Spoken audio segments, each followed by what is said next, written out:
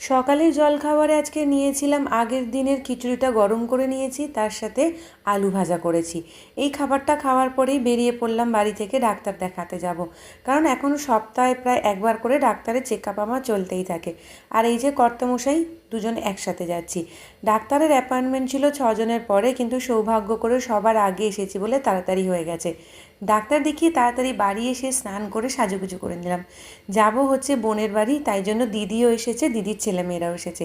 আজকের বোনের বাড়িতে নিমন্ত্রণ আছে, কারণ বোনের আজকে 7 মাসের 7 খাওয়ার অনুষ্ঠান। তাই অনেক দিন পর নিমন্ত্রণ, আর অনেক আত্মীয় স্বজনদের সাথে দেখা হয়ে কিন্তু বেশ ভালো লাগছে। আর সবথেকে বড় কথা, একটু সাজুগুজু করে আসার সুযোগ পেয়েছি। আমার ছোট্ট বুড়িকে দেখো, এখানে ও সবার সাথে খেতে বসে গিয়েছে। আর রান্নাবান্না তো কি বলবো, মুখে যেন এখনও লেগে আছে, এত সুন্দর রান্না হয়েছিল।